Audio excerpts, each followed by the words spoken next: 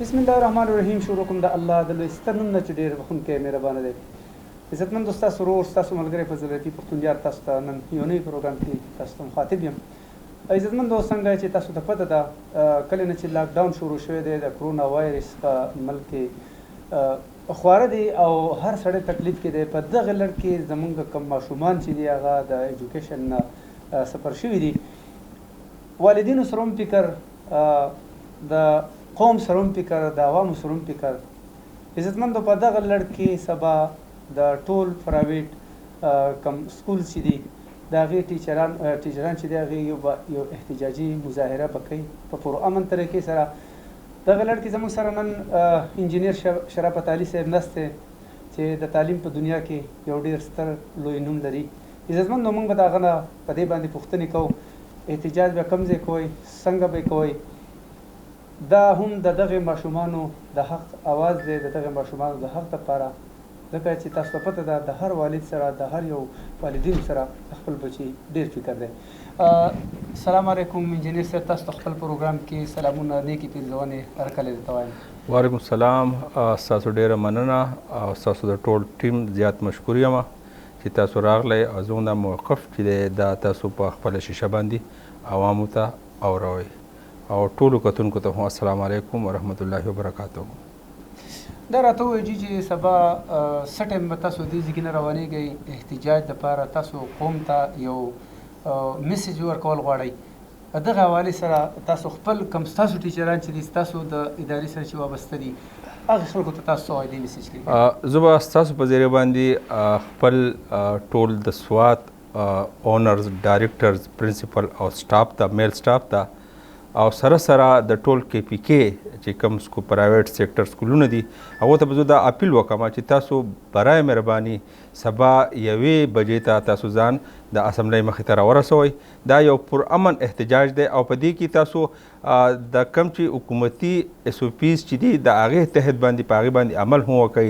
ماسک، سینیټایزر، ځان سره د اوبو بوتل، جانماز، دې پاره چې 1 بجې چې اونګه هلته رسو سبا جمعې ورځ ده نو اونګه به په هغه روډ باندې د جمعې مونځ به هم زونګه هلته په هغې روډ د پاسه نو ځان سره جانماز راوړئ او د ګرمۍ تحت باندې د ګرمۍ په حواله باندې چونکې ګرمي ده نو ځان سره یا هیډ یا سپین څادر یا داسې یو ټوکې راوړئ چې ستاسو په سر پروت وي.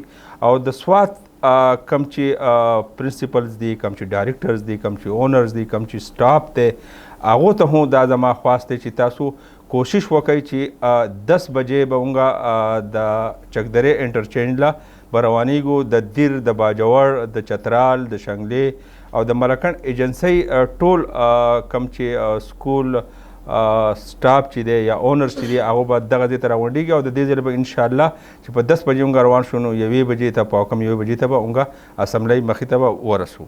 جی تاسو دغه نه علاوه د پرنسپل چې دي، ډایرکټر چې دي، دغه نه علاوه تاسو کم ټیچر چې دي کم ماشومانو ته چې ښودنه ښایي دغه ټیچر تاسو په دې احتجاجي کم مظاهره چې ده تاسو په دغه کې هغې ته وینا کړې ده یا هغې به ستاسو سره شرکت کوي؟ بالکل جی، دا احتجاج چې دی دا د ماشومانانو د تعلیمي مستقبل دپاره دا دغه سټاف چې د لکو تعداد د دغه سټاف دی، که هغه نان ټیچنګ سټاف دی، که هغه ټیچنګ سټاف دی، دا د هغو د معاشي دا کم قتل چې روان دی، معاشي بدحالي چې په هغو په کور چې کومه راغلې ده د هغې دپاره دا احتجاج اونګه کوو. نو لازمي خبره ده چې هغه به هم په دې کې برپور شرکت کوي. او د دې سره سره زه د هغې ایم پی ایز هم مشکور یم چې چا مطلب ما بیګا وقار خان سره د دې حالاتو متعلق خبره وکړه او الله دې هغو ښه ساتي.